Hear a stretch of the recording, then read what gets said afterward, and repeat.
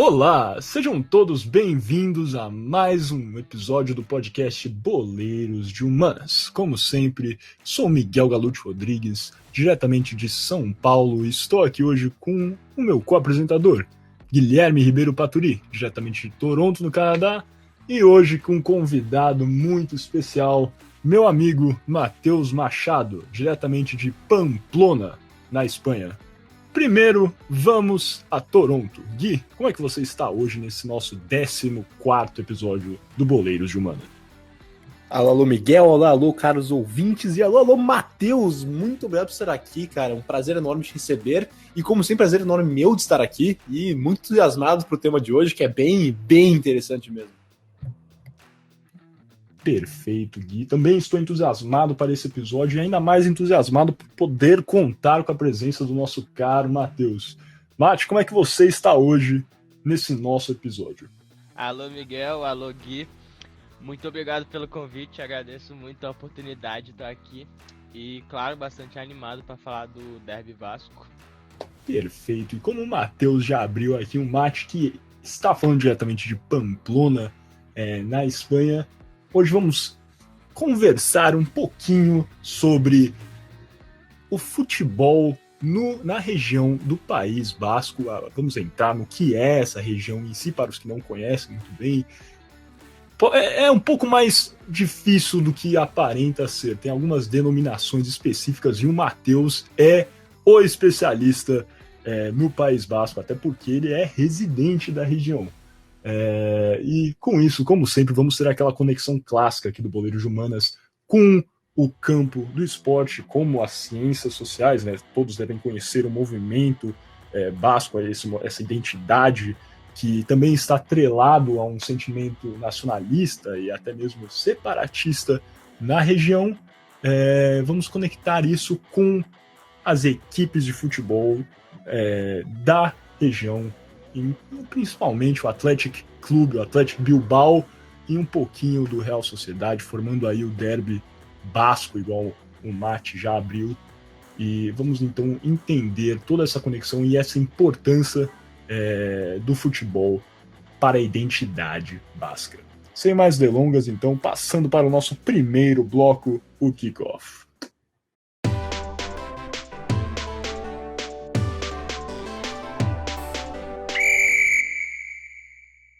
Bem-vindos, então, novamente aqui ao podcast Boleiros de Humanas. Lembrando que Boleiros de Humanas é um programa Podercast, a divisão de podcasts do jornal digital Poder 360.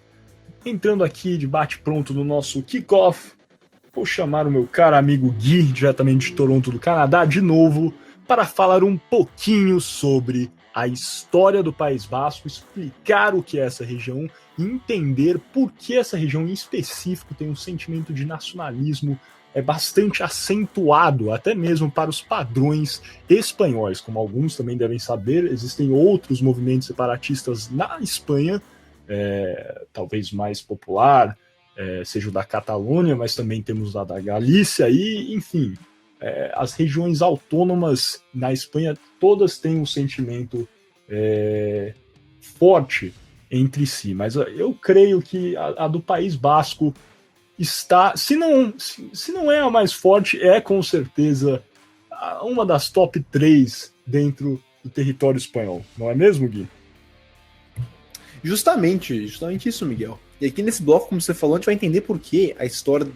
por que o País Basco é tão diferente do resto da Espanha, porque você entrou até na Catalunha e na Galícia, que também tem movimentos separatistas até bem conhecidos, principalmente da Catalunha, lógico, mas quando você pensa na cultura catalã, por exemplo, se alguém de vocês, ouvintes, teve a oportunidade de visitar Barcelona, por exemplo, o catalão se assemelha, é bem mais próximo do espanhol, do castelhano, do que o idioma basco, que é inteiramente diferente, não se assemelha a nada, nem ao castelhano, nem ao francês, o que é o caso do catalão. E isso abre a pergunta, por que o País Basco é tão diferente do resto da Espanha? E, interessantemente, o motivo é justamente a topografia da região. A área é extremamente isolada e montanhosa, e essa geografia dificultou, desde o começo até hoje, a assimilação dos bascos, ou com os outros povos que habitavam a Península Ibérica na Antiguidade. E mais além disso, esse terreno acidentado, extremamente montanhoso, impediu que os romanos tivessem um fácil acesso aos povos bascos quando conquistaram a região. Então, mesmo que os romanos dominaram quase que inteiramente a Península Ibérica, o isolamento do País Basco impediu que os povos da região sofressem uma romanização, que aconteceu em diversas outras áreas dominadas por Roma. Isso podemos falar até da costa da Espanha no Mediterrâneo, da costa nortenha da África, ou, por exemplo, a cidade de Cartago, que sofreram esse processo de romanização e perderam sua cultura local, digamos assim. Mas por esse isolamento, os bascos conseguiram preservar a sua cultura, identidade e a língua, que é o Euskara. E no período medieval, então, que sucedeu a queda do Império Romano do Ocidente, como eu disse, o Império Romano dominava a Península Ibérica inteiramente, o País Basco fez parte de um reino na região chamado do Reino de Navarra, que em 1515 foi anexado ao maior e mais poderoso Reino de Castela. Porém, mesmo sob o domínio de Castela, o País Basco permaneceu, em grande parte, independente, tendo direito a um governo local próprio com pouca interferência de Toledo. Lembrando que Toledo era a capital do Reino de Castela.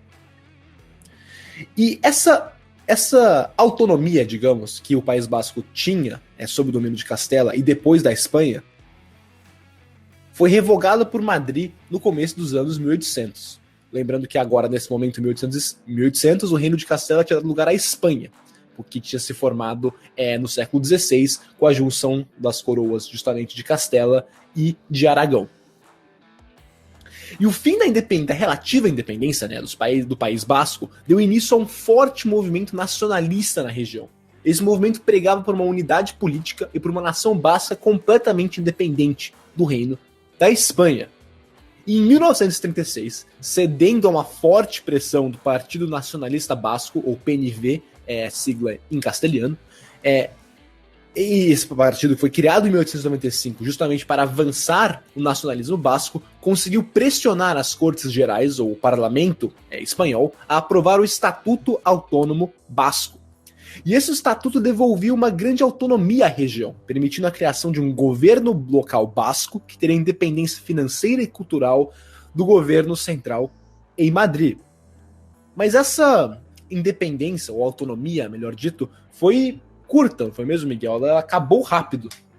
É exatamente isso, Gui. Essa autonomia, de fato, não foi a mais longa. E só um adendo que eu queria fazer aqui sobre a língua basca, né, o Euskara, que para mim é uma das línguas mais interessantes do mundo, na verdade. Eu acho que é a língua europeia, se eu não me engano, que ainda é falada, né, na Europa ocidental, mais antiga. É uma língua pré-indo-europeia, né? Então é uma que, por ser uma língua bem antiga, e o Mate pode falar sobre isso depois, ele que mora em Pamplona, né, então em Navarra, que é uma das regiões autônomas que compõem o País Basco, se fala um dialeto específico, outros dialetos em regiões diferentes. Existe também uma versão padronizada da língua basca, que é o que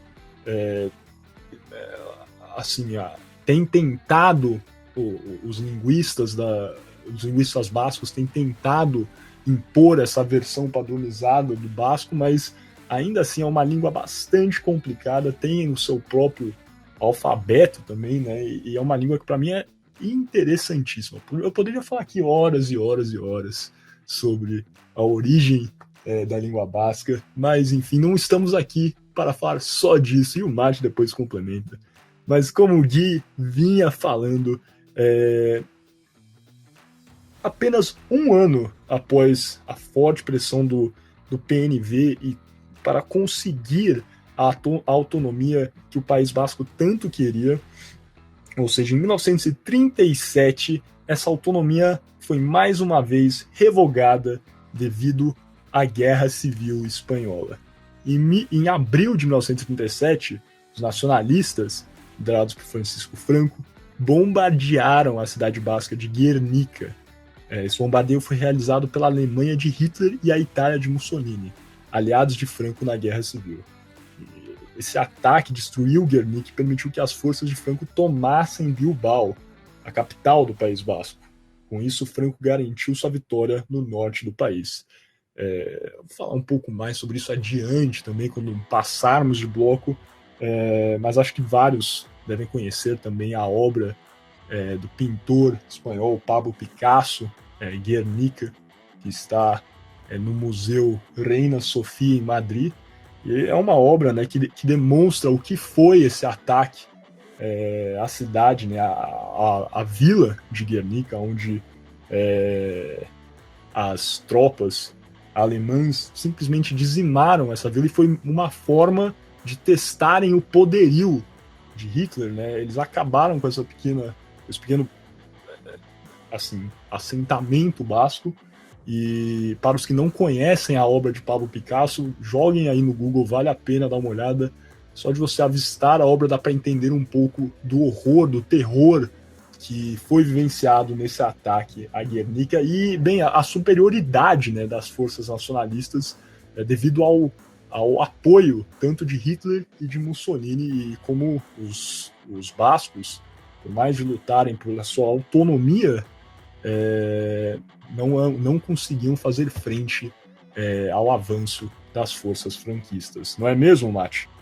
Justamente, Miguel. Só fazer uma rápida correção. A capital do País Basco é Vitória-Gasteiz. E, de fato, Bilbao é a maior cidade mais importante. E você tocou num ponto muito importante, que foi o bombardeio de Guernica, né? Guernica, apesar de não ser uma cidade tão grande, é uma cidade que representa muito a cultura basca. A árvore de Guernica é um dos símbolos do povo basco. Então, esse bombardeio foi um momento chave na história do País Basco e principalmente do nacionalismo basco, que foi um movimento que ganhou muita força com toda a ditadura franquista e a repressão que eles sofriam do governo central de Madrid. Justamente, só pra na verdade, pedir desculpas aos nossos ouvintes, a culpa foi minha, não do Miguel, eu que escrevi no nosso roteiro aqui que Bilbao é a capital do País Basco, então, erro meu. Mas seguindo em diante, Mate, justamente, os bascos foram realmente bem maltratados, tiveram muitas restrições durante o governo do Francisco Franco. Entre outras coisas, o Franco baniu organizações sindicalistas e culturais na região, dissolveu o Partido Nacionalista Basco e, talvez mais importante disso tudo, ele baniu por completo o uso da língua basca em lugares públicos, escolas e até na imprensa. E eu não sei se você vai concordar, Matheus, mas foi justamente essa proibição, acho que em particular da língua, que inflamou o movimento nacionalista basco. Você acha que pode afirmar isso? Sem dúvida nenhuma, é verdade. Como vocês mesmos disseram no começo, hoje os movimentos nacionalistas mais fortes da Espanha são justamente o da Galícia, da Catalunha e do País Basco, que são os lugares que tiveram seus idiomas proibidos. Por muito tempo se foi proibido de ensinar a língua basca, de falar nas ruas, nas escolas. E isso é motivo até hoje de muito orgulho para todos os bascos, que eles conseguiram manter a língua viva. Sim, exatamente. Então parecia o Franco, ele realmente, não só no País Basco, mas na Espanha inteira, ele queria matar essas línguas regionais, justamente proibindo o uso delas pela população e, como o Matheus disse, proibindo o ensino até dessas línguas. E então, só justamente adicionando mais uma informação, o Franco classificava o galego e o catalão como dialetos do espanhol, e o basco, apesar de ser falado por, hoje, aproximadamente 1 milhão de falantes, como um dialeto rural de pouca relevância, não um idioma.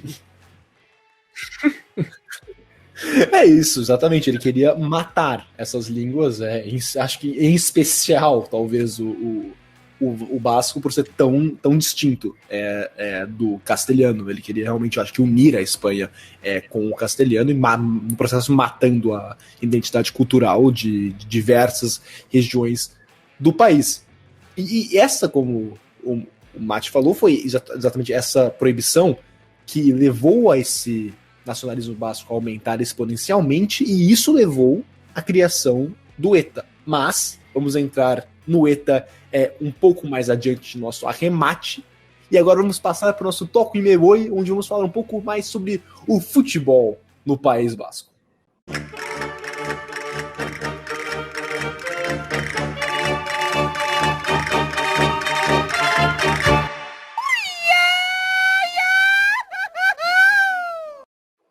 Começando agora então o nosso segundo bloco Toque Me Voe, e lembrando que você está ouvindo o podcast Boleiros de Humanas, um programa Podercast, a divisão de podcasts do jornal digital Poder 360. E como eu falei anteriormente, agora nesse bloco, vamos entrar aqui no futebol realmente do País Basco e como o futebol está atrelado, na verdade, né, ao nacionalismo basco e à história basca em geral, não é mesmo, Miguel?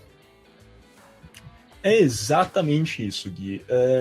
Nós vamos começar aqui focando um pouquinho no processo de formação de jogadores em um clube em especial. Acho que tem vários aspectos que são importantes do futebol basco. A gente vai falar um pouquinho sobre a rivalidade entre o Athletic Bilbao e o Real Sociedade, que são as duas equipes mais fortes da região. Vamos falar sobre as proezas de ambas as equipes, mas acho que temos que remeter aqui a uma política que é única, não única ao Athletic Bilbao no mundo, mas única ao Athletic Bilbao na Espanha, que é a chamada política da canteira. O que é a política da canteira? A canteira, na verdade, caro ouvinte, é um termo utilizado por, assim, a miúde na Espanha, para se referir à forma como as equipes espanholas formam, né, a forma como formam, sim, claro, o pleonasmo está aí, mas enfim, é a forma como eles de fato lapidam, né, os seus jovens jogadores e as equipes juvenis de cada respectivo clube. O termo canteira, na verdade, traduzido em português, significa pedreira. Então, de fato, é como se os times estivessem, né, lapidando essas pedras, né, esses diamantes brutos e formando, assim, os seus jogadores. No entanto, acho que a política específica do Athletic Bilbao recebe esse nome porque esta equipe, e alguns ouvintes já devem saber isso,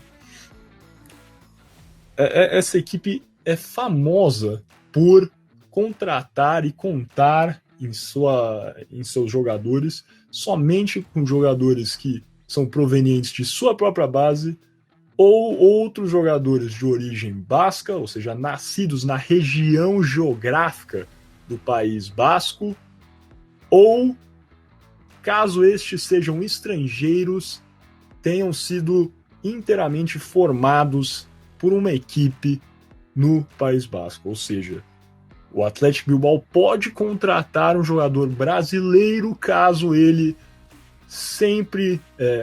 tenha sido formado na equipe do Eibar, por exemplo. A equipe do Eibar é uma equipe do País Basco também. Ou o mesmo pode ocorrer com um jogador colombiano, por exemplo, que foi formado inteiramente no Real Sociedade. Aí fazer uma compra, o Athletic Bilbao pode ir lá no Real Sociedade e comprar esse jogador. Mas o Athletic Bilbao tem essa política e por isso alguns utilizam esse termo canteira para denominar uma política de contratação a uma respectiva área geográfica, em especial, né, ao Athletic Bilbao. Vamos entender aqui a importância, então, do Athletic Bilbao para o nacionalismo basco como um todo. O Athletic Bilbao, ou Atlético Bilbao, na forma mais aportuguesada, aqui, lusofona, foi fundado em 1898 na cidade de Bilbao, capital da Biscaia. É capital da Biscaia, não do País Basco, mas da Biscaia. Biscaia é, de fato, Bilbao é a capital da Biscaia. E o Athletic Club, na época, em 1898, foi fundado por imigrantes ingleses que haviam se estabelecido na cidade devido ao processo de industrialização do norte do país no final do século XIX. Alguns, como eu já falei, devem conhecer, né, essa política da canteira e, no caso, vamos aqui denominar o que é o País Basco como geral, não denominamos ainda, né? Mas o País Basco compreende as comunidades autônomas espanholas do País Basco. Existe, de fato, uma comunidade autônoma, e a comunidade autônoma seria o equivalente a uma província na Espanha, um estado. Isso é uma comunidade autônoma na Espanha. A unidade regional constitucional na Espanha. Então, assim estabelecido o País Basco como a comunidade autônoma do País Basco, de Navarra, onde fica Pamplona, cidade da onde o Matheus está fazendo o nosso podcast hoje, e as províncias francesas de Baixa Navarra, Lapurde e Zuberoa. Assim... Oi, por favor, Matheus. Vai. Esse é um ponto interessante que você tocou, Miguel, porque muitas vezes é confundido o País Basco região autônoma, País Basco político, que é composto pelas províncias de Biscaia, onde fica Bilbao, Guipúzcoa, onde fica San Sebastián, da Real Sociedade, e Álava, onde joga o Alavés. Todas elas formam o País Basco, que junto com Navarra e as 3 províncias francesas que você citou, forma a região culturalmente basca, que é onde fala euskera e onde o movimento separatista proclama ser todo o território basco, né? Justamente, várias vezes, né, há essa distinção geográfica, fica até difícil. Eu falei no início do podcast que era complicado, mas é exatamente isso. Dentro até das próprias comunidades autônomas, né, temos aí outras denominações, como a denominação da Biscaia, como o Mate também apresentou. Então é uma região que, além de ser complicada no aspecto identitário, também tem todo esse contexto geográfico e geopolítico que é complicado, para dizer o mínimo. Mas, enfim, voltando à política da canteira, o Athletic Bilbao só pode contratar, então, jogadores que são naturais dessa região geral, englobada aqui, ou que foram formados nessa região, em um clube dessa região, seja do lado francês ou até mesmo do lado espanhol. No entanto, levando em consideração a origem britânica da equipe, é claro que essa política nem sempre prevaleceu. A política teria se iniciado após reclamações serem levantadas por equipes rivais, predominantemente o União Ciclista de San Sebastián, que é o atual Real Sociedade, que alegava que o Athletic Clube teria escalado jogadores de forma irregular durante a Copa do Rei de 1911, esses jogadores sendo ingleses, e com o fim de coibir tais reclamações, a cúpula da equipe, né, o Athletic, decidiu que a partir de 1912 somente contaria com jogadores efetivamente bascos, ou aqueles que, apesar de estrangeiros, tivessem passado pelo seu processo de formação na região, para ter esse controle maior e acabar, né, com qualquer polêmica referente a reclamações de rivais, em especial aí, né, o maior rival, o Real Sociedade, e à época União Ciclista de San Sebastián. Entrando aqui em algumas citações que a gente sempre gosta de trazer, né, ao Boleiro de Humanas, eu tenho uma citação do jornalista Jorge Cerato, da Euskal Telebista, um canal de televisão aberta do País Basco, abrem aspas, sobre, né, o processo, a política da cantera. É uma autolimitação imposta que, inevitavelmente, leva a um aumento na força do clube. Sabemos que largamos de uma posição inferior em relação aos outros clubes. Podem realizar contratações de qualquer parte do mundo. No entanto, tal política fomenta um sentimento de orgulho. É uma dificuldade que foi mantida em respeito a uma tradição centenária. Isso nos dá forças para melhorarmos cada vez mais como uma entidade. Ainda aqui uma outra citação do Asier Arate, que é o diretor do Museu do Athletic Clube. Abrem aspas novamente. O modelo de jogar com jogadores locais continua a surtir efeito. Certamente não somos o que éramos antigamente, quando competíamos de igual para igual com o Real Madrid e o Barcelona. É impossível. No entanto, continuamos a ser relevantes. Eu acho que essas duas citações possibilitam, né? É fácil entender como esse processo lapidação desses jogadores locais, regionais, ajuda a criar uma identidade que é única ao Atlético Clube. Você não vê outras equipes, você pega aí a escalação do Real Madrid, tem jogadores brasileiros, argentinos, de diversas partes da Espanha, franceses, a mesma coisa com o Real Madrid, né? Os times dificilmente na Europa não estão internacionalizados. Exemplos aí da Liga Inglesa, né? A Premier League, eu acho que o Arsenal recentemente entrou em campo sem ao menos um jogador inglês, e o Atlético Clube sempre é um clube que está atrelado a essa identidade basca, todo esse sentimento do que é ser basco, por, de fato, investir nos jovens da região. É uma política que, vocês veem aí, é mais que centenária, né? Desde 1912 já foi estabelecida e continua a ser mantida. Nós vamos entrar aqui sobre outros clubes que tiveram isso no passado, mas o Atlético Clube é um clube que continua a ser relevante, né? É um clube que agora está chegando em sua, possivelmente, não quero aqui, entre aspas, de novo, fazer uma piada com o Matheus, que é ultra, um bandido do Atlético Clube. Esse cara, a equipe dele, mas está aí chegando na sua segunda final, né, de Copa del Rey, possivelmente, consecutiva, e que não abre mão dessa tradição, que é importantíssima para essa identidade do País Basco. Não é, Gui? Ou Mate, quem quiser comentar alguma coisa sobre as citações? Certamente a política de contratações do Atlético é uma coisa muito particular e que faz com que os jogadores sintam as cores do time, realmente. E diferente do que muita gente pensa sobre seu modelo ultrapassado, de não levar nada, a torcida do Atlético segue apoiando muito esse modelo de contratação. Todos são... Não todos, mas vou dizer que a grande maioria da torcida não vê o Atlético mudando essa filosofia. E a verdade é que o time continua sendo relevante, sim. Vai disputar esse ano a final da Copa del Rey contra a Real Sociedad, a final que foi atrasada por conta do coronavírus. E ainda está nas semifinais da edição de 2021, vai jogar contra o Levante.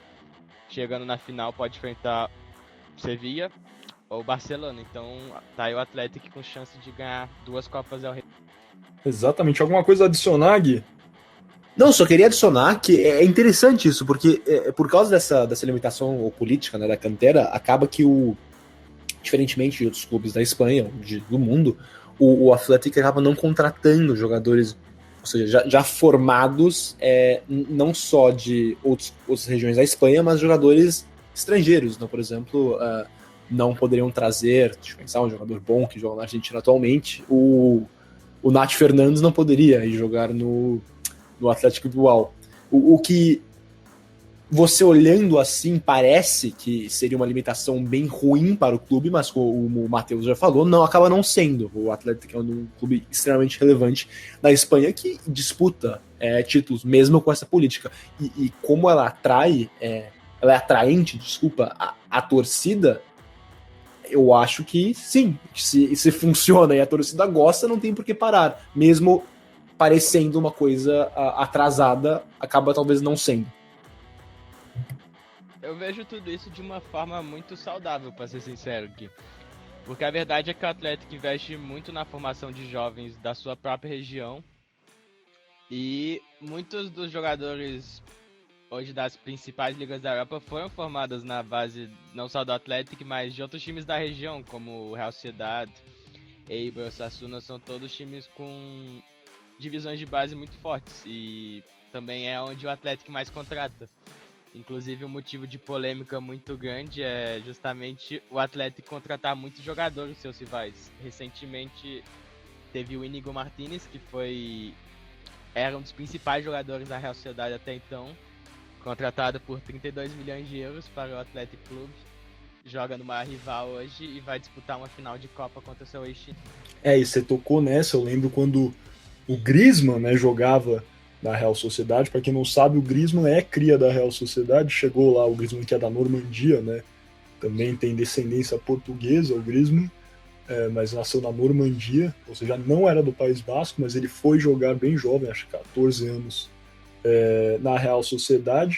e tinha uma polêmica sobre se o Athletic Bilbao, que aparentava estar interessado no jovem Griezmann, se eles poderiam de fato contratar ele, porque alguns arguíam que ele tinha chegado muito velho ao País Basco, já com seus 14 anos, e ficou uma polêmica enorme, e enfim, né, como nós sabemos, o Griezmann foi jogar no Atlético de Madrid, e essa transferência não chegou a se concretizar, mas foi uma coisa, para vocês verem como a canteira é uma coisa séria, né, para o Atlético Clube. Porque o Griezmann, o jogador que foi, já, né, concorreu à Bola de Ouro, e ainda assim eles queriam manter essa política, porque possivelmente não estariam sendo defensores ferrenhos por contratar um jogador que tinha chegado aos 14 anos no País Basco, né, para vocês entenderem aqui como essa política é uma coisa séria, né, é uma questão de princípio para o País Basco. Inclusive eu falei do Atlético de Madrid. Mate, eu quero que você confira uma história para aqui, ó, Matheus. O Atlético de Madrid nasceu, né? Ele vem do Atlético Clube, não é? É como se fosse uma filial do Bilbao em Madrid, não foi isso mesmo? Correto, o Atlético Madrid surgiu como uma filial do Atlético Bilbao. Isso também explica porque os dois têm escudos muito parecidos, né? E, claro, acabaram se separando, hoje são dois gigantes do futebol espanhol, mas, de fato, o Atlético Madrid começou como uma filial do Atlético. Perfeito, então. Então, passando mais adiante, vamos entrar um pouquinho, né, nas estatísticas aqui da política de canteira do Atlético Clube. Então, historicamente, né, quando totalizam aí os números de jogadores que passaram pelo Atlético Clube, calcula-se que cerca de 85% dos jogadores do Atlético Clube vêm da formação, né, são formados no próprio clube. Recentemente,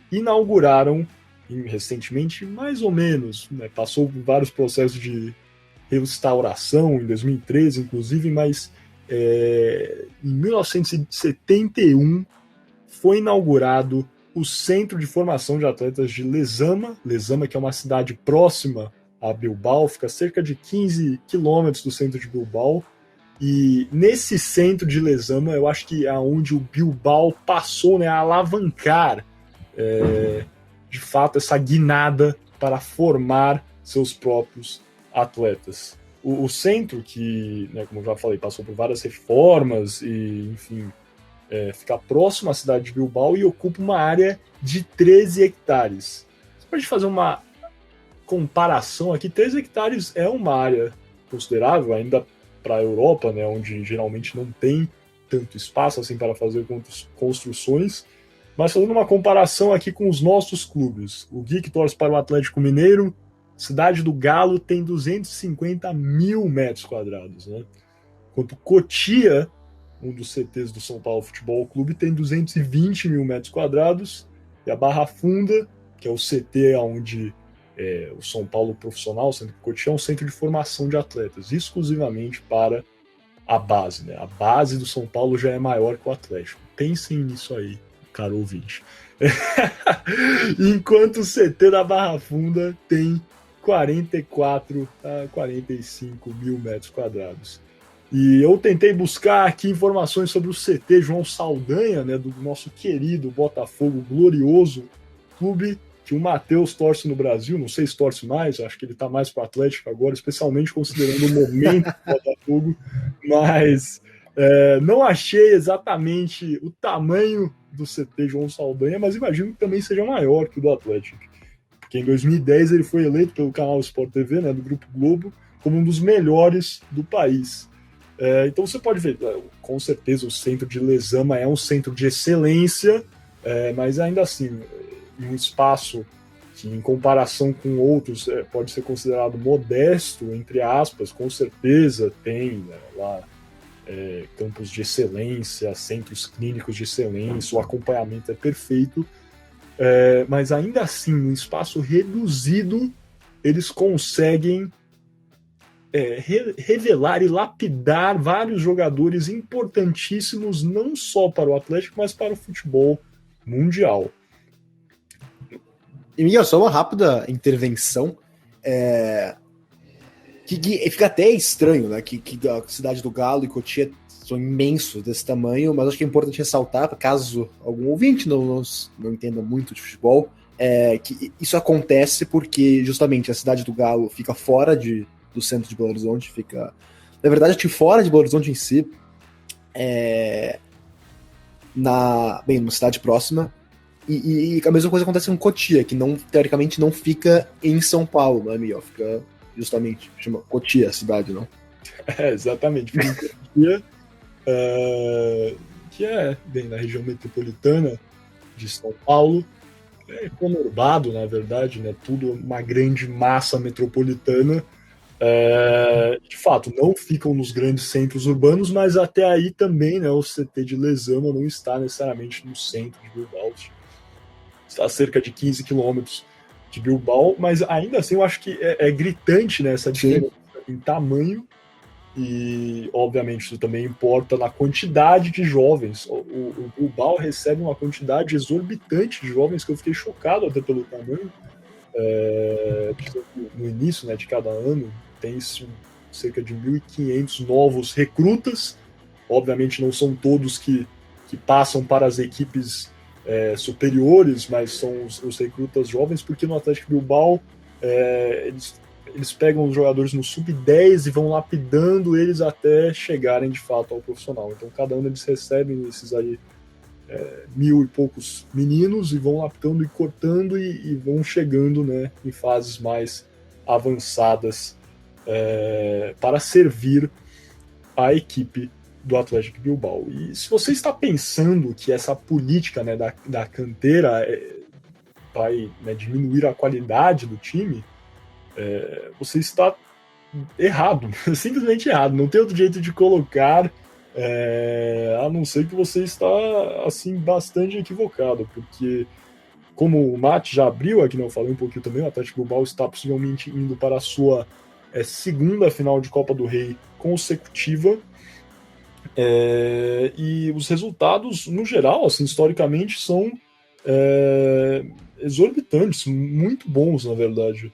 O Atlético é uma das 3 equipes que jamais foram rebaixadas da primeira divisão espanhola, junto ao Barcelona e Real Madrid.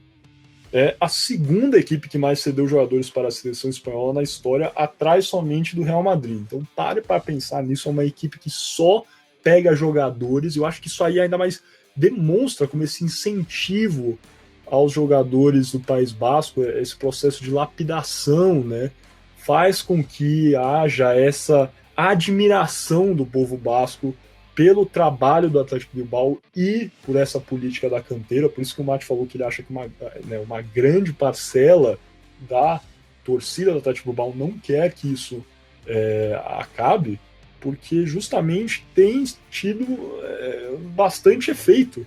E uma prova disso é esse fato que o Atlético Bilbao é a segunda equipe que mais cedeu jogadores para a seleção espanhola na história. Além disso, o Atlético Bilbao conquistou 8 campeonatos espanhóis, o último conquistado na temporada de 1983/1984, onde ele foi bicampeão consecutivo, ganhando na temporada anterior de 82/83. Eu acho que esses tempos, na verdade, constatou-se um domínio basco, na verdade, porque antes desses 2 campeonatos, a Real Sociedade foi também bicampeã consecutiva em 1980 e 1981, né? E depois em 1981/82.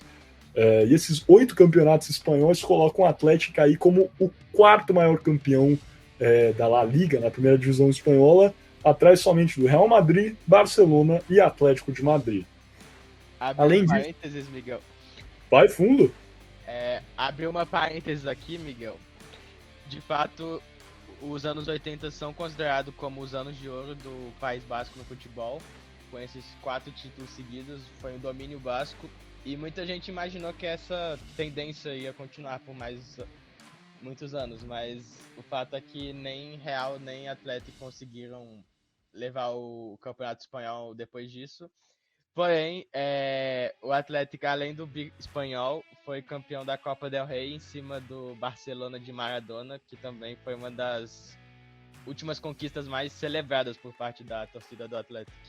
Inclusive, esse foi um jogo, né? É um jogo histórico, essa final de Copa do Rei, né? Que o Barcelona perde, o Maradona para se vingar do jogador do Atlético Bilbao que havia quebrado a sua perna, acredito, né, numa partida anterior. Inicia um conflito, é de fato uma batalha campal. Pesquisem aí depois, para os que não gostam tanto de futebol, gostam talvez de boxe ou UFC, tem coisa para você aqui também no Boleiro de Humanas, viu? Só pesquisar aí, briga Atlético Bilbao, Barcelona, Maradona, que vocês vão ver o que foi essa batalha campal após a vitória do Atlético Bilbao na final da Copa do Rei. E já que o Márcio está falando de Copa do Rei, vamos continuar, porque o Atlético Bilbao, na verdade, é quase soberano. Falar soberano dá um pouco de zica, que eu sou São Paulino, sei bem, mas o Atlético Bilbao é o segundo maior campeão histórico desse torneio, da Copa do Rei. O Atlético tem 24 Copas, podendo chegar aí a 26, se vencer a da temporada passada, que foi adiada, como o Nath falou, devido à pandemia. Uma coisa que é talvez interessante falar sobre essa final é que ela ia ocorrer, estava tudo certo para ela ocorrer já há algum tempo, só que a Real Sociedade e o Atlético Bilbao entraram em comum acordo para adiá-la até abril, vai ser sediada aqui, aos que quiserem, não está marcada. Será sediada no dia 3 de abril de 2021, porque eles queriam que tivesse condições de terem torcedores, né, por ser um jogo de rivalidade, e ser uma final basca depois de tanto tempo em que o futebol basco não esteve tão forte como antigamente, era importante para as duas equipes terem seus torcedores e assim quiseram adiar até abril. Então, se tudo correr bem, está marcado aí para o dia 3 de abril de 2021, pode marcar Real Sociedade e Atlético Clube. O jogo será em Sevilha e tem tudo para ser um jogão. Mas nisso, voltando à proeza do Atlético Clube, eles têm 24 Copas do Rei e é o segundo maior campeão da competição, atrás somente do Barcelona. Como já falei anteriormente, eu acho que vale aqui a análise de que o processo de formação, e eu acho que isso ajuda a entender o porquê dessa proeza do Atlético Bilbao, o processo de formação de jogador do Atlético Bilbao começa a partir do sub-10. Então, não é como algumas equipes aqui no Brasil, algumas já fazem isso, mas outras ainda têm aquelas tradicionais escolinhas, que não é um processo uniformizado de formação de atletas, não é um processo de lapidação eloquente. As escolinhas às vezes são um pouco desconexas, né? Ainda mais as que não são nos grandes centros.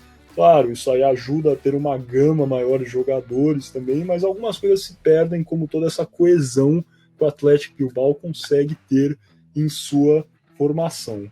Então, a partir, né, do sub-10, aí os olheiros do Atlético Bilbao se espalham pelo País Basco, né, a região, né, maior, que já entendemos aqui, e buscam jogadores que possuem não só o talento, né, com a bola nos pés, mas que também gozam de características pessoais afáveis, características, né, eles querem buscar jogadores que são craques dentro do campo, mas também são boas pessoas, que eles realmente querem trabalhar nesse quesito pessoal do jogador. E um exemplo disso é essa citação do José Amoroto, aí acabei com o nome do cara, mas é difícil mesmo os nomes dessa região, que é um ex-jogador do Atlético Clube, também foi técnico da equipe, depois treinou a Real Sociedade. Enfim, acho que ele não faz um trabalho há algum tempo, mas é um técnico, não sei se ele se aposentou de técnico, mas ex-jogador e técnico, José Amoroto. Aqui, ó, abrem aspas. Os juvenis recebem responsabilidades desde o momento que chegam à Lezama. Seja arrumarem seus próprios uniformes, limparem os vestiários ou carregarem o equipamento que será usado na partida. Tudo com o intuito de formar caráter, além de avançar no quesito técnico. Temos uma cultura forte aqui, uma identidade. É o nosso dever formar bons jogadores, assim como principalmente boas pessoas. Ninguém faz isso tão bem como o Atlético. E eu acho que essa citação aí, acho que ainda mais acentua, né, o que é essa política da canteira e o porquê dela ser tão apreciada. Porque há realmente uma consideração do Atlético em formar jogadores e jovens. Desde o início eles pegam lapidam, trabalham questões de responsabilidades. Isso ajuda a formar uma identidade do time. Os jogadores querem jogar pelo Atlético Clube, eles gostam de fazer parte dessa tradição e é realmente louvável o trabalho que é feito em Lezama. E alguma coisa a declarar sobre a política, sobre esse processo, Gui, Matheus? Eu acho que o exemplo disso tudo que você citou, Miguel, pode ser visto no atual capitão da equipe, Iker Muniain. Ele tem apenas 28 anos recém-completados, formado nas categorias de base do Atlético, está lá desde os 11 anos, e é um jogador que realmente sente as cores do time. Ele assinou um contrato sem multa rescisória, mesmo com interesse de várias equipes das principais ligas, entre elas o Liverpool. E mais jogadores do atual plantel, Iñaki Williams, com interesse do Manchester United, entre outros, assinou o contrato até 2028. Não é uma coisa que a gente vê muito um jogador assinar por 9 anos de duração, e foi o que Iñaki Williams fez. Então essa preocupação do Atlético em formar não só jogadores, mas formar também pessoas, formar seres humanos, cria um sentimento de gratidão dos seus atletas com a equipe. Então muitos deles preferem ser um jogador que vai fazer toda a carreira no Atlético do que buscar novos ares em busca de novos desafios de outras equipes. Não, sim, justamente, Matheus. Eu só queria adicionar também que é interessante isso, porque essa política da canteira, acho que leva ao que você falou, né? Jogadores que são mais ligados às suas equipes, bem mais do que o normal, porque em clubes, a gente vê isso muito no Brasil, o jogador é formado ali nas categorias de base, de São Paulo, do Botafogo, do Atlético Mineiro, mas logo, se eles fazem sucesso, eles são vendidos para a Europa. E isso acontece em bastantes clubes menores da Europa também. Mas isso não é muito o caso no Athletic, talvez, e provavelmente, porque com essa política da cantera e esse projeto bem interessante, bem diferenciado, na verdade, que eles têm na base, acaba justamente que os jogadores ficam mais tempo na equipe, em vez de assim que saírem fazerem sucesso, serem vendidos para um clube maior na Europa. Não maior no sentido de ser maior, mas mais grande, né, no espanhol, mas um clube que tem realmente um poderio financeiro maior, como um Liverpool, um Manchester City ou até mesmo o Barcelona.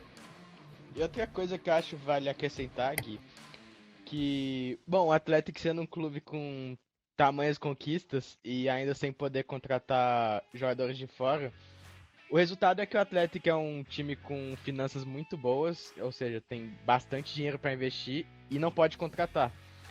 Então acaba que o Atlético investe muito no seu centro de treinamento de Lezama, no seu estádio, São Mamés, e paga ótimos salários para os seus jogadores. Também é verdade que os jogadores do Atlético estão entre os mais bem pagos da La Liga, e é muito raro ver um jogador sair do Atlético sem ser pelo valor da multa rescisória. Nós vimos recentemente Laporte indo para o Manchester City, valor 65 milhões de euros. E acho que o caso mais conhecido aqui vai ser Kepa indo para o Chelsea, goleiro mais caro da história, 80 milhões de euros. Exatamente, Matheus. E agora voltando aqui para o que a gente está falando, né, da cantera, é que essa política da cantera realmente não é uma regra fixa. Inclusive, os documentos, bem como no site oficial do Athletic, delimitam ela não como uma regra fixa, mas como um princípio, com o motto, né, o slogan dessa política sendo "Con cantera e afición no hace falta importación". Eu não sei se você quer falar isso em euskara, Matheus. Não, brincadeiras à parte, mas Aprendendo euskara. Fala uma coisa em euskara para os nossos caros ouvintes, Matheus. Vai, demonstra aí toda a sua proeza, cara. Egunon, Nihezana da Matheus. Caramba. Vamos ver aqui. Escarricasco Agur. E acho que é isso que eu posso falar pra você. Caramba, não vamos nem traduzir. Acho que fica melhor assim. Tomara que ele não tenha falado um palavrão. Pra quem quiser ver um pouco de Euskera, acho que é só dar uma olhada no Instagram do Athletic. A maioria das postagens dele estão em espanhol e em Euskera. Eu falei aos caras, peço perdão para os nossos ouvintes, As torcedores do duas- Athletic Bilbao. Não tá errado também. Ah, tá. Então retiro meu perdão. Mas voltando depois da divagação, esse moto que eu li significa em português com cantera, justamente, e paixão não nos faz falta a importação. E essa política também está presente no Athletic Club feminino, que é uma das equipes mais bem-sucedidas femininas, com 5 títulos nacionais.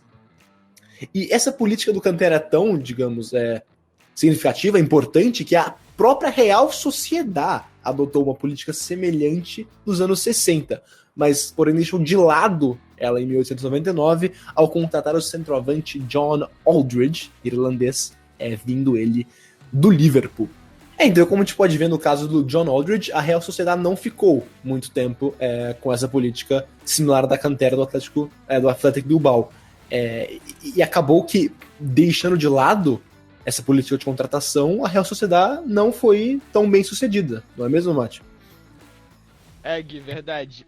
Essa mudança, além de ter sido muito polêmica na época, pelo fato de que muitos torcedores da Real têm os mesmos pensamentos que os torcedores do Athletic, o fato é que a Sociedade não ganhou nenhum título desde então, sem contar as divisões inferiores.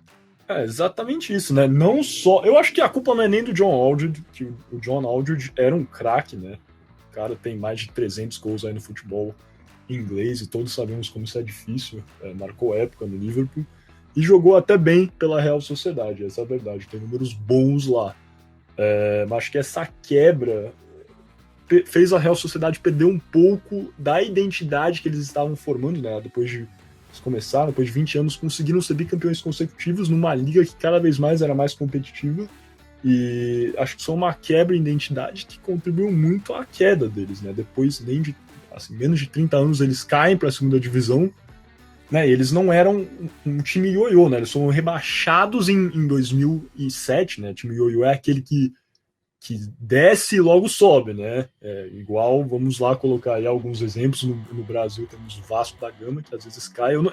E aí, para os torcedores do Vasco da Gama, que acham que eu tô caçando do Vasco da Gama, inclusive não estou. Eu adoro o Vasco da Gama, tenho descendência portuguesa, então o Vasco morará para sempre no meu coração. Fiquei triste hoje que a equipe do querido professor Vanderlei Luxemburgo não conseguiu vencer Fortaleza, mas enfim, óbvio que já comentaram, hein? Vocês aí que já comentaram nos nossos vídeos falando que a gente estava tirando sarro do Vasco da Gama, não é verdade, estou desmentindo todas essas calúnias. Mas enfim, como vinha falando, a Real Sociedade foi rebaixada em 2007 e demorou para retornar à Liga. Eles só voltam, né, em 2011. Então dá para ver como essa quebra, né, de identidade de fato levou à piora do time. Talvez eles, os diretores pensaram que eles fossem subir de patamar, melhorar, né, a crescer no que foi esse período, né, no início dos séculos 80, de grandes vitórias somente com jogadores bascos, trazendo aí alguns estrangeiros, podendo atingir um patamar mais alto. Mas esse certamente não foi o caso, né, Mate? Miguel, certamente. Falando como um torcedor do Athletic, a Real Sociedade é sem dúvidas um dos times espanhóis mais tradicionais.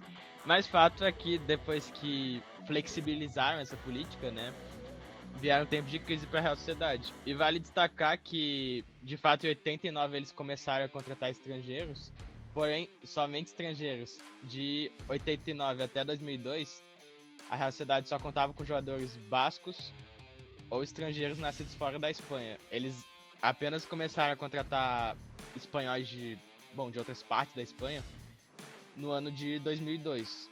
E, a partir daí, 2007 mais especificamente, vieram tempos de crise para a Real Sociedade, que mais recentemente voltou a se reestruturar, né? Esse ano participando da Liga Europa e vem montando bons times em anos recentes. É exatamente isso. E aqui para listar, né, um pouquinho, deve ser afirmado que acho que a maior parte dos jogadores da Real Sociedade hoje em dia são bascos, né? Vários jogadores bascos na Real Sociedade. Se puxar aí a lista de jogadores que compõem a equipe da Real Sociedade, tem vários que são da região do País Basco, mas aí tem, então, atentando, né, a toda essa tradição, que a formação de atletas da Real Sociedade ainda é muito forte. Porém, eles contam com alguns estrangeiros aqui para pontuar, talvez os mais famosos, né? Tem o Adam Januzaj, que jogou no Manchester United. Ele, na verdade, foi um jogador que várias pessoas esperavam muitas coisas boas e não devolveu tanto no campo de futebol. Outro exemplo foi o Martin Odegaard, né, aquele jovem norueguês que foi contratado pelo Real Madrid aos 16 anos. Ele foi 16 ou 15 anos, agora me fugiu, mas enfim, acho que lembram, né, o Martin Odegaard. Ele foi contratado pelo Real Madrid e logo emprestado à Real Sociedade, jogou bem na Real Sociedade, e atualmente, né, não está mais na equipe da Real Sociedade, mas porque ele está emprestado ao Wolverhampton.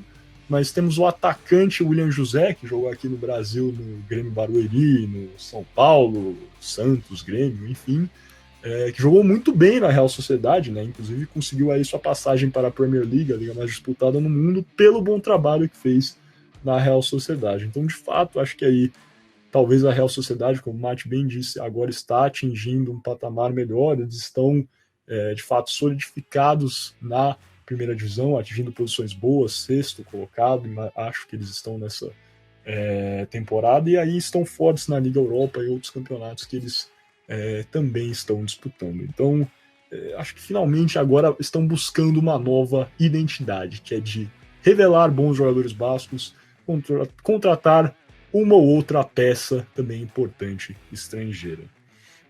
E para finalizar aqui, acho que vale só o último comentário de todo mundo, sobre o que é, né, essa política da canteira. Eu perguntar para o Mate, para o Gui, se vocês acham que de fato isso dá forças ao nacionalismo basco, defende a identidade da região, conectando aqui, né, com o nosso primeiro bloco, entendendo tudo que foi né, esse expurgo franquista da língua basca, da cultura basca, e principalmente para você, Mate, que mora na região, né, qual a importância de ter uma equipe que se autodeclara basca, que luta pela cultura, pela política, que tem esse princípio de formação de jovens e que ajuda a preservar o sentimento sobre o que é ser basco.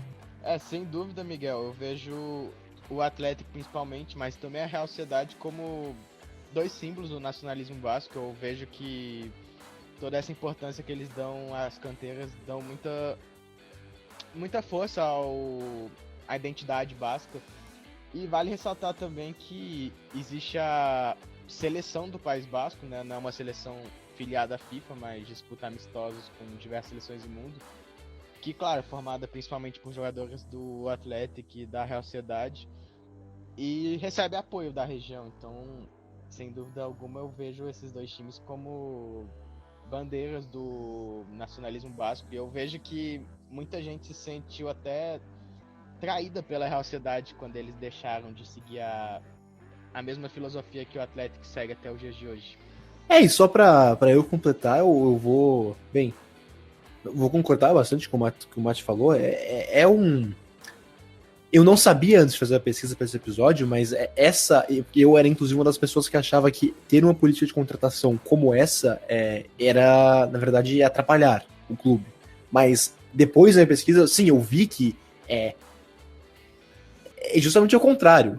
Ela faz com que o clube tenha várias revelações importantes no âmbito europeu, e que não só acaba que o clube é esportivamente competitivo, mesmo com essa política, mas como a canteira agrega o próprio, sentimento e orgulho, como o Mate falou, de ser basco, de ser dessa região, e faz com que as pessoas tenham uma conexão muito forte com o clube devido a essa política, o que não acontece geralmente com outros clubes. Não que você ser torcedor da Roma, você tenha uma conexão menor por não ter essa política na Roma, mas acaba que a conexão é sim incrementada a um nível diferente. E essa então é a minha conclusão. Eu quero abrir um parênteses importante também.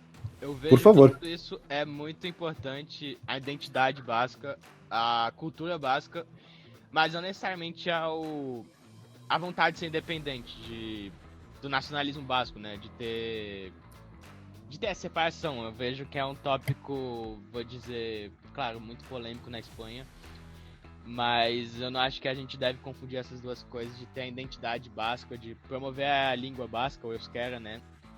Com a vontade de ser independente, porque eu vejo que são duas coisas um pouco separadas.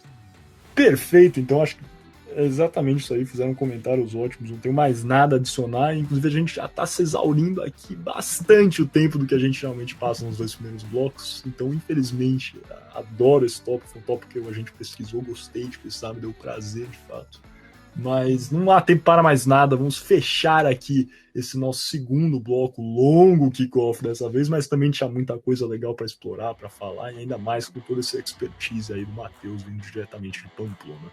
Sem mais delongas, então, fechando o nosso kickoff, passando para o terceiro bloco do podcast Boleiros de Humanas, o arremate.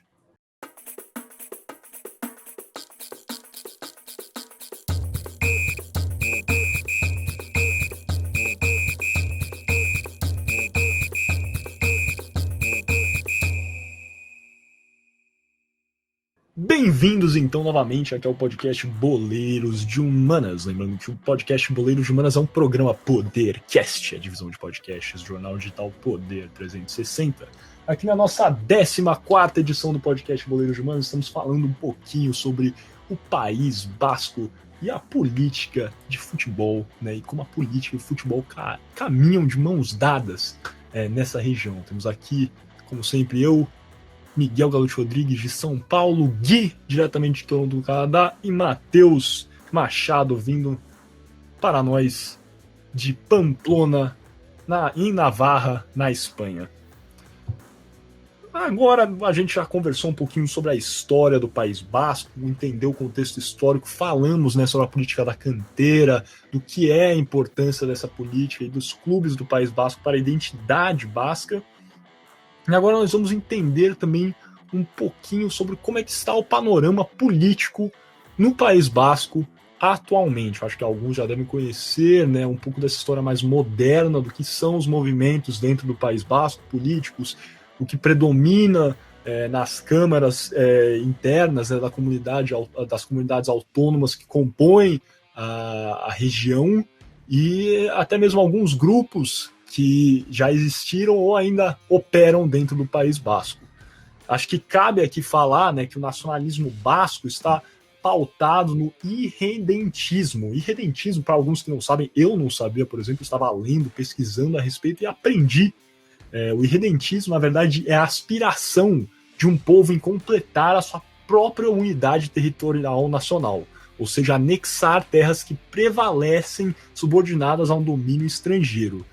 Isso ocorre, né, quando tem uma identidade étnica única, ou seja, o caso, né, os bascos são todos dessa, apesar de terem suas pequenas diversidades, o Matheus pode explicar um pouquinho melhor sobre isso, claro, mas é um grupo étnico coeso, né, pode-se afirmar isso, e também tem uma posse precedente, onde, né, o País Basco como um todo, no passado, essas distinções, né, essas fronteiras eram completamente diferentes para englobar umas parcelas maiores da região geral do grande País Basco. Em exemplos aqui do irredentismo, né, temos a Palestina, a questão da Palestina, temos também a questão das Ilhas Malvinas, onde a Argentina, né, tem essa clama pelas Ilhas Malvinas. Enfim, acho que dá para entender, né, esse contexto onde temos aí regiões dentro da própria Espanha, dentro da França, e também a necessidade, né, de alguns, não são todos os bascos, o Matheus também pode entrar nisso, que querem, né, formar o seu próprio país, um grupo coeso, e tomar assim então terras que estão sob o domínio francês e sob o domínio espanhol. A verdade é que esse tópico do irredentismo basco é bastante complexo. Primeiro ponto que você já citou, atravessa a fronteira da Espanha com a França, ou seja, já seriam duas políticas diferentes, dois governos diferentes, onde o País Basco está dividido. Outra questão é, claro, nem todo basco quer ser independente.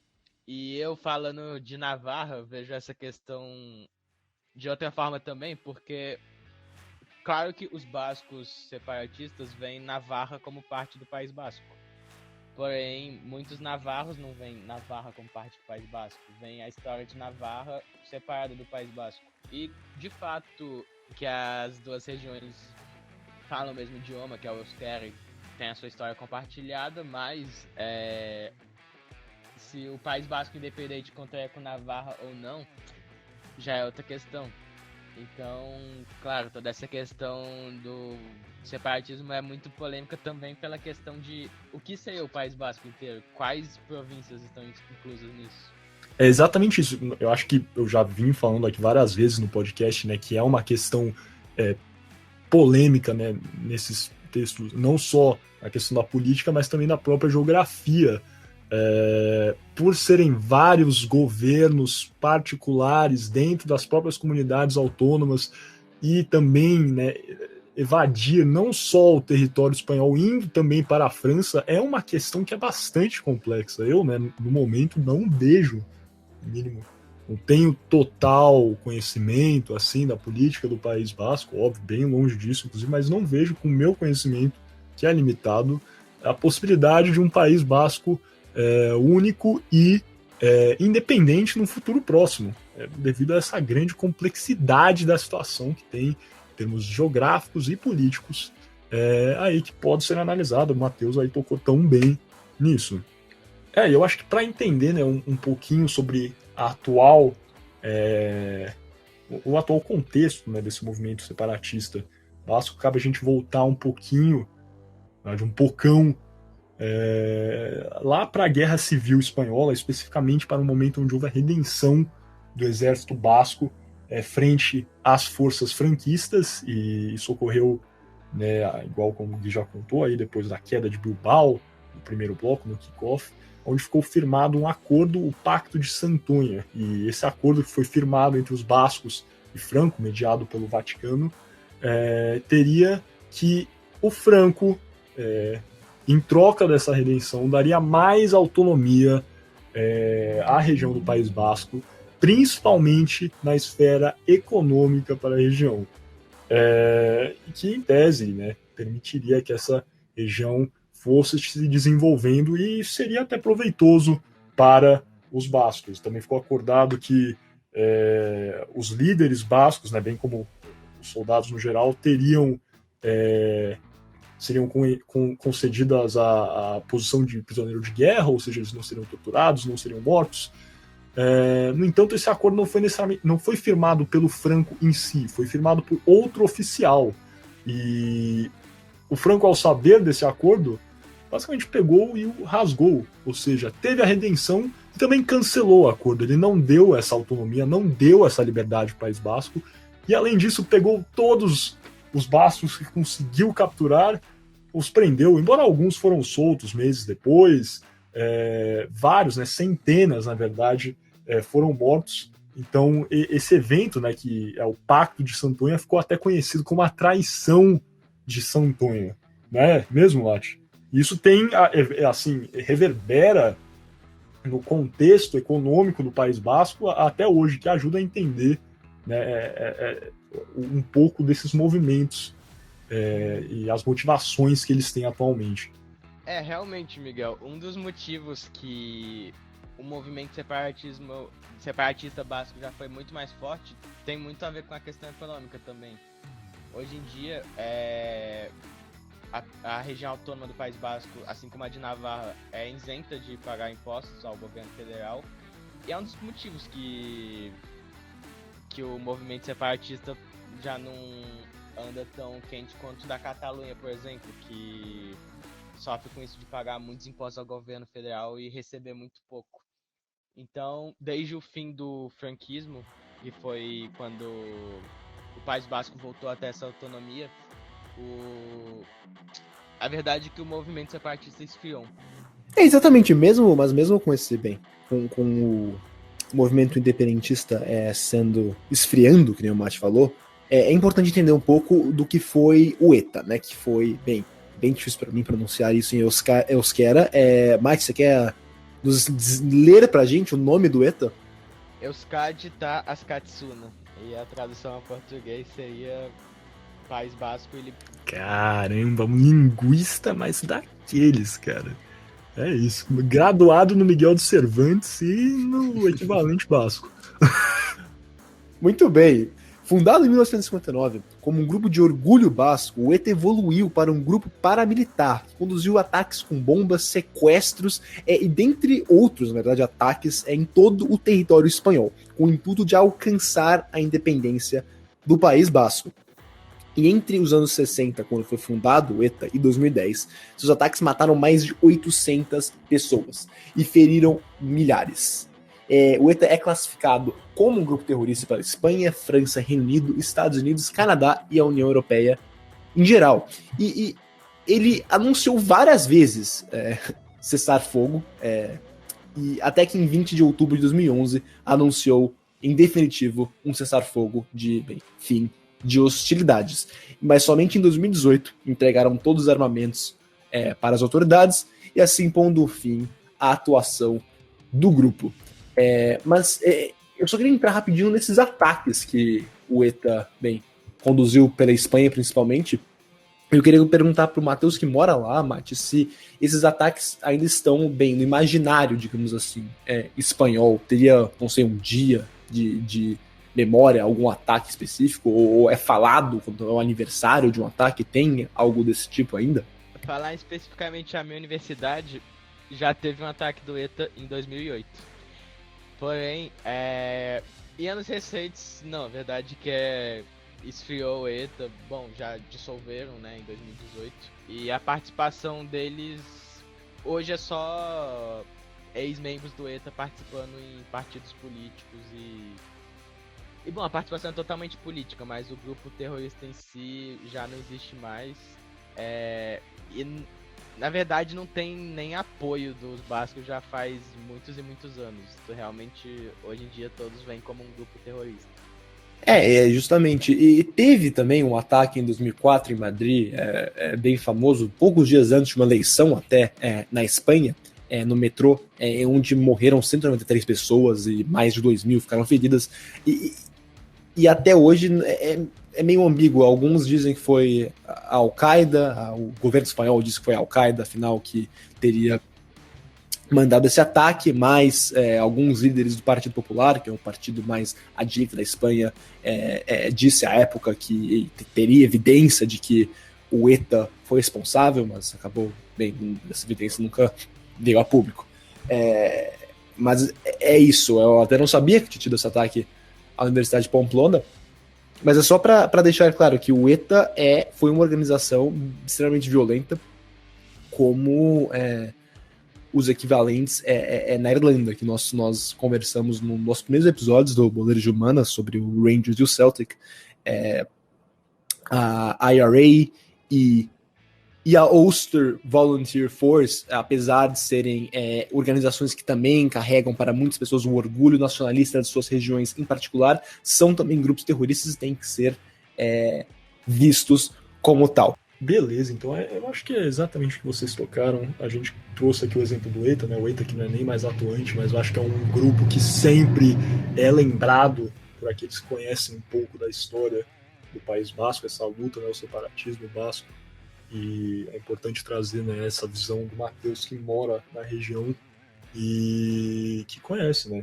Ele entende, né, que às vezes a gente vê por fora e pode aparentar que alguns movimentos estão mais localizados, mas de fato é sempre importante ter os dois lados da história, entender, né? O que a gente sempre tenta fazer aqui no Boleiro de Humanas é dar palanque para os dois lados. Eu acho que o Matheus foi bem demonstrar que não é assim um ambiente coeso, não é uma coisa onde todos bascos estão querendo a independência, a separação, e não é nem mesmo uma questão de todos os bascos, mas também, né, que existem próprias comunidades autônomas, com a própria Navarra, onde o Mate está falando hoje, onde ele mora, que tem diferenças, desavenças dentro desse próprio movimento. Então, como eu falei, é uma questão bastante conturbada, confusa, complexa até, mas acho que a gente conseguiu demonstrar que nem sempre reverenciando a equipe do Atlético Bilbao, a equipe da Real Sociedade, a política que eles têm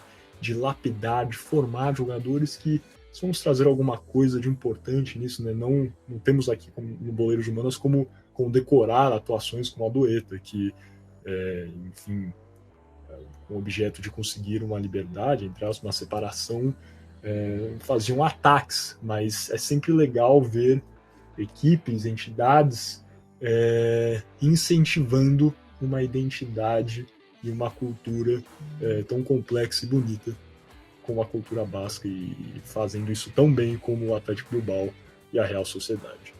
Então, sem mais delongas, vamos fechar aqui o terceiro bloco do podcast Boleiro de Humanas e fechando também a primeira parte desse 14º episódio. Vamos passar então para nossa segunda parte, né, onde vamos ter os nossos tradicionais quarto e quinto bloco, né? Teremos o nosso shootout, que é aquele tradicional jogo de perguntas e respostas rápidas, um trivia sobre o que conversamos aqui hoje, sobre País Basco, sobre Atlético Bilbao, a política do Canteira, e depois teremos nosso quinto e último bloco, as alternadas, onde debateremos algo relacionado, né, um tópico de debate não moderado, meio livre, sobre os tópicos que debatemos aqui hoje em geral também. Então, convido vocês para assistirem, ouvirem a nossa segunda parte. Como sempre, compartilhem se gostaram. Contamos com a sua ajuda, seu apoio sempre. E até a próxima.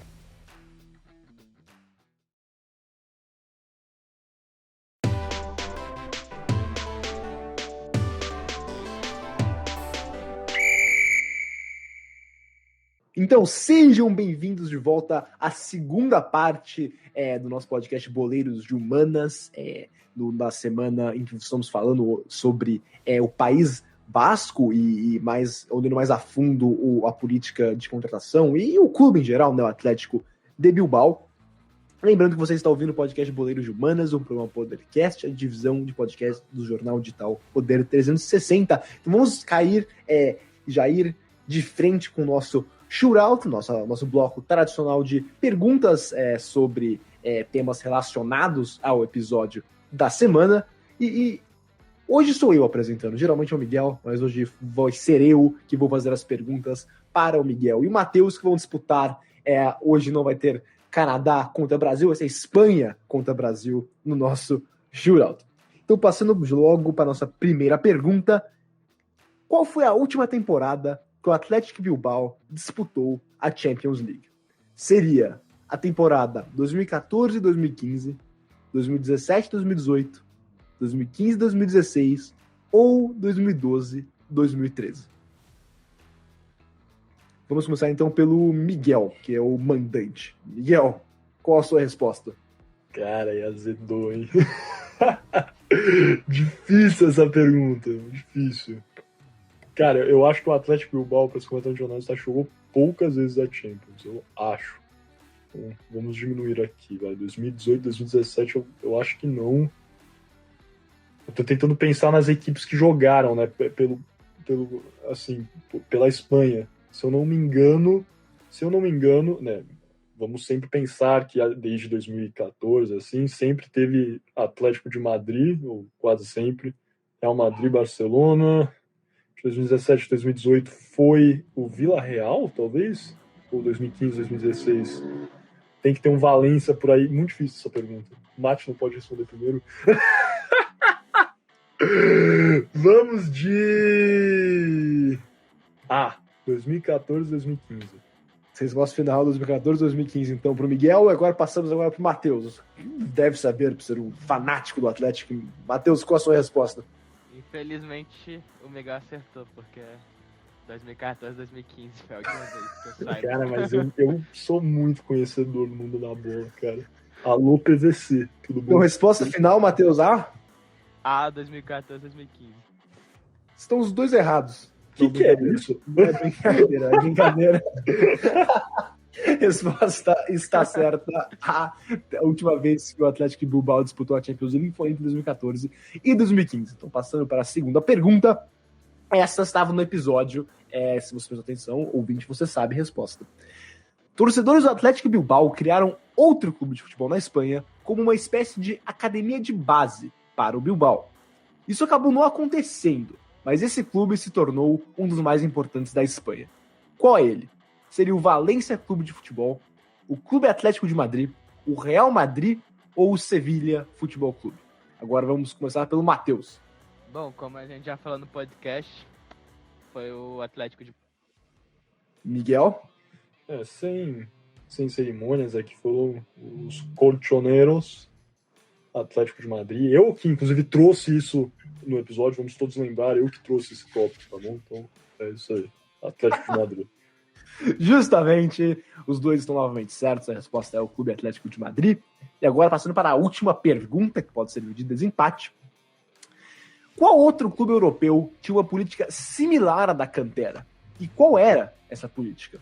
Seria o Barcelona, que só contratava jogadores catalães. Seria o Partizan, que só contratava jogadores sérvios. Seria o Rangers, que não contratava jogadores católicos romanos. Ou seria o Dinamo Zagreb, que não contratava jogadores sérvios. Agora o Matheus começou a última, então vamos começar com o Miguel mais uma vez. Cara, achei que ficou bem confuso, na verdade, isso aqui. Tá parecendo eu no Enem há alguns anos. Que não contra... Não entendi muito bem a formatação. Porque, olha, eu vou falar a verdade aqui. Eu tendo a afirmar que é a C, Rangers, que não contratava jogadores católicos romanos. Achei que foi meio confuso a formatação da pergunta. Mas essa afirmação está correta. Eles contratavam somente protestantes, né? Então eu vou com a C. Muito bem, está anotada a crítica à formatação da pergunta. Agora, Matheus, qual a sua resposta? Partindo do mesmo princípio que o Miguel, como eu já assisti o podcast de vocês, eu sei que o Rangers não contratava jogadores católicos romanos, então também vou nascer. Estão os dois certos, então acabamos mais uma vez em empate por 3-3, não temos vencedor hoje entre Brasil e Espanha, um empate. E vamos ver quem sai melhor. Na próxima, você ouvinte que jogou com a gente, escreva no Twitter quantas você acertou. Isso foi difícil, isso foi fácil essa semana. Acho mais fácil essa semana, não acho não, Miguel? Semana passada foi mais difícil. Toma, eu achei muito difícil. Eu não sei se é porque a gente, vou ser completamente franco com vocês aqui, pessoal. A gente combinou que a gente não vai mais colar nessas perguntas. Né? Realmente a gente cola. Pergunta, por isso que todo mundo sempre acerta as três. Vai lá no Google, pesquisa rapidão, depois se tiver muito tempo até parado a gente corta, né? Mas, especialmente essa primeira aí da Atlético Bilbao, última vez que jogou a Champions League, eu lembro que era do Vila Real jogando, acho que 2015 ou 2016. Daí por isso que eu chutei que era 2014, 2015, porque eu acho que 2017, 2018 certamente não foi, não lembro deles lá. Mas enfim, difícil essa pergunta. Tem que ser, assim, o conhecedor do futebol espanhol para acertar essa.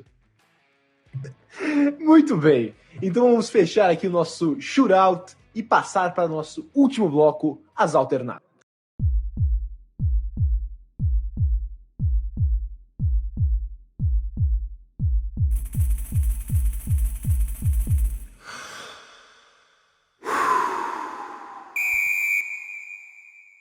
Bem-vindos, então, novamente ao podcast Boleiros de Humanas. Lembrando que Boleiros de Humanas é um programa Podercast, a divisão de podcasts do jornal digital Poder 360.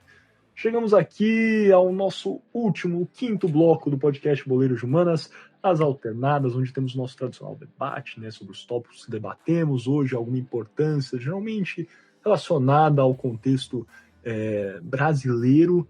E hoje não será diferente. A pergunta que eu vou fazer aqui para o Gui, o co-apresentador, e ao nosso querido convidado Matheus Machado, diretamente de Pamplona, em Navarra, analisando, né, tudo isso que a gente conversou sobre a política da cantera, analisando ainda mais como o Athletic Bilbao tem o cuidado e o carinho em pegar jovens e lapidá-los, poli-los, jovens locais, e transformá-los não só em grandes jogadores, como vimos aqui, né, o Athletic Bilbao o segundo time que mais cedeu jogadores à seleção espanhola. Então é um grande clube formador. Mas também tem né, o cuidado de formar grandes indivíduos. É um clube que forma caráter, é um clube que cria, né, uma moral em seus jogadores e que cria um vínculo. O Matheus aí tocou como os jogadores têm interesse em ficar, fazerem suas carreiras, porque o ambiente de fato é muito bom. Vocês acham, né, na verdade eu acho que todos vão concordar, mas eu vou mudar então a minha pergunta. O que o futebol brasileiro tem a aprender com o sistema de formação espanhol, principalmente do Athletic Bilbao, e como os clubes brasileiros podem alterar o seu processo de formação de atletas para não só melhorarem a qualidade dos seus jogadores, mas também alavancarem a personalidade dos seus jogadores. Às vezes a gente vê aqui, não vou citar nomes, mas alguns atletas que têm algumas declarações, atuações, não tenho o jeito de colocar isso, mas deploráveis, né?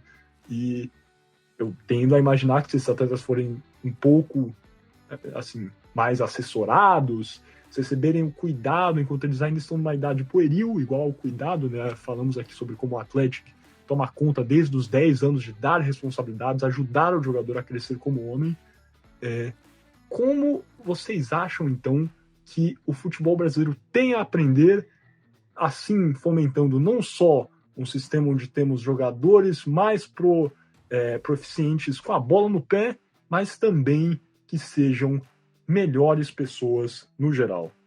Matheus ou Gui, quem quiser responder primeiro, pode ir fundo. Eu acho que o ponto principal é simplesmente investir na base e investir em estrutura. São coisas que para os clubes brasileiros são praticamente segundo plano. É verdade que quase todo clube grande encontra seus grandes talentos, seja dentro do seu próprio estado ou em outro estado. Mas você pensa, quantos clubes brasileiros têm a estrutura do Athletic Bilbao? E a estrutura eu quero dizer, desde a base até equipe B, equipe C, enfim, até chegar aos profissionais. Eu vejo que o Athletic tem uma transição toda já desenhada, desde que um jogador chega lá com seus 10 anos até se tornar profissional, realmente. O Atlético tem, por exemplo, a sua equipe B disputando ligas inferiores na Espanha, tem equipes filiais que disputam outras divisões inferiores também e emprestam seus jogadores, enfim. E não é uma coisa que acontece com certa frequência no Brasil, com nenhuma frequência no Brasil. Eu vejo muitos jovens saem da base e vai direto pro profissional. Se o time tá mal, às vezes o jovem sai queimado. Ou às vezes faz 5 partidas boas, já é vendido pro exterior. Enfim, não tem uma transição, simplesmente. Eu acho que joga os moleques na fogueira, se der certo, deu certo. Se não, vai pro próximo. É exatamente isso, Nath. Só um segundo, Gui, só para não perder o fio da meada, eu acho que é bem por aí o que você falou. A gente viu aqui que quantos jogadores recentemente foram vendidos que nem estrearam, né, pelos seus clubes. A gente tem aí o exemplo dessa dupla do Fluminense, agora o Fluminense que acho que talvez seja a melhor equipe sub-17 do Brasil. Me fugiu o nome do segundo, mas o jovem Kaique, né, que é um atacante assim, bem habilidoso, etc., já tá no sub-17 e parece que vai ser vendido para o Manchester City. Ele aparentemente vai ficar um pouquinho no Brasil ainda, mas eu acho que esses clubes eles não têm o cuidado, né? E muito isso cai no amadorismo do futebol brasileiro, né? Todos os clubes endividados têm que vender as suas joias imediatamente para conseguir pagar o salário no final do mês, porque é uma questão de sobrevivência. Eles não conseguem lapidar os jogadores e assim eles perdem muito, não só no quesito futebolístico, mas também no quesito de formação de caráter, porque eles estão desesperados para vender e conseguir dinheiro em caixa e fazer essas vendas. E com certeza, um jogador jovem ser vendido, óbvio, é uma experiência, é uma oportunidade.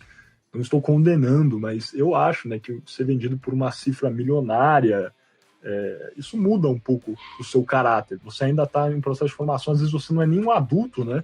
Chegou nem a maioridade penal, está sendo vendido por mais que o PIB de uma ilha no Oceano Pacífico.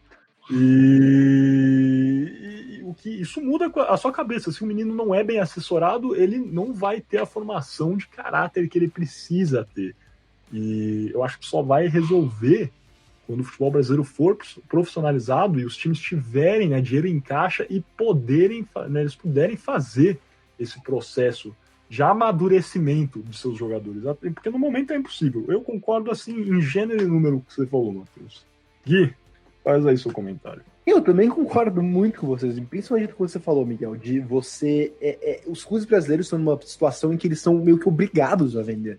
Antes até do atleta dar retorno, bem, que retorno financeiro vai dar, mas mais antes do atleta dar um retorno futebolístico. Isso a gente vê muito no São Paulo até, Miguel, não sei se você concorda, que Cotia é famosa por formar jogadores excelentes. Agora, bem, não vou conseguir lembrar todos, mas nos últimos anos que eu me lembro, Éder Militão, Antony, entre tantos outros, principalmente atacantes. Qual que foi pro Ajax? David Neres. Isso. Antony também foi pro Ajax. O Ajax, o São Paulo é uma filial do Ajax, na verdade. Isso. Então, vai fundo. David Neres, tantos outros, acaba que o São Paulo é obrigado a vender esses jogadores porque, como todos o São Paulo até está em posição melhor do que vários outros. O São Paulo está melhor das pernas do que o Atlético Mineiro, o Cruzeiro, o Botafogo, ou o Vasco, mas ele também é obrigado a vender porque precisa pagar conta no final do ano. Antes até desses jogadores te darem um retorno mais no campo, porque eles jogam muito, mas ficam no máximo uma temporada e meia ou duas, e tem que ser vendidos, como você falou, Miguel, mais que o PIB de um país para a Europa. E isso é uma pena, mas o único jeito de resolver isso e ter um sistema, como o Matheus estava descrevendo, do Atlético Bilbao, de o jogador fica anos e anos no clube dando retorno não só financeiro, mas retorno financeiro óbvio, como a gente entrou no Kepa, que foi vendido por o goleiro mais caro da história, o Laporte também foi vendido por milhões de euros para o Manchester City, mas não dar só esse retorno financeiro, mas um retorno esportivo também, levantando taça, ganhando título e formando esse elo com o torcedor. Porque você pode até ser torcedor do clube, mas você ir tão cedo para a Europa, você não tem um elo tão forte com o clube. Para resolver isso, é justamente o que você falou, Miguel. Tem que ter uma profissionalização maior no futebol brasileiro, talvez até deixar o modelo de clubes. Eu não sei, é uma pergunta muito complexa de como resolver essa profissionalização, mas ela é necessária para os clubes pararem de ter que vender jogadores enquanto eles ainda estão justamente nem atingindo a maioridade penal. Uma questão difícil, complexa, né? Eu juntei difícil e complexa, ficou de fixa. Mas é uma questão difícil e complexa, até ainda mais agora com a questão da pandemia, né? Alguns clubes que vinham caminhando um pouquinho melhor, essa questão de não ter público, de fato, acaba, né, com o orçamento de todos os clubes, e os clubes agora vão ser forçados a vender ainda mais para fecharem as contas no final do mês. Obviamente, você falou aí do São Paulo, o São Paulo tem alguns problemas financeiros que vêm de gestões anteriores, etc. Mas é algo que acontece no São Paulo. O São Paulo vende suas promessas rapidamente, assim como vários outros clubes do Brasil. Você falou do Atlético Mineiro, o Atlético Mineiro de fato está em uma questão, assim, uma situação financeira abatida, só que o Atlético Mineiro está conseguindo se virar porque tem investidores, né? E essa é a diferença. O futebol brasileiro agora parece que só funciona quando tem investidores, porque são raros os exemplos, a gente pode postular alguns aí que tem de fato faturamento bom, é o caso do Flamengo, né, que muito tempo depois de austeridade conseguiu se levantar e foi premiado com os títulos da temporada passada. Também é o caso do Atlético Paranaense, que tem um orçamento centrado, o Grêmio também conseguiu se reinventar. Mas a norma é essa, a norma do São Paulo, de fazer gastos exorbitantes e ter que vender no final os seus jogadores para conseguir fechar a conta. E o Atlético Mineiro está saindo bem por causa disso. Também é o caso do Palmeiras, né? O Palmeiras tem dívidas grandes, mas consegue se virar por causa de investimentos, e nós todos sabemos a situação do Palmeiras. O Palmeiras está bem financeiramente, né? Está saudável, mas também tem uma dívida que permeia já há muito tempo de gestões antigas. E a mesma coisa com o Atlético Mineiro. Apesar do Atlético Mineiro estar fazendo nessas contratações bombásticas, agora trouxe o Hulk, O Gui não sabe se ele ainda está muito a favor dessa contratação. Eu acho uma ótima contratação, mas enfim, não vamos debater sobre isso agora.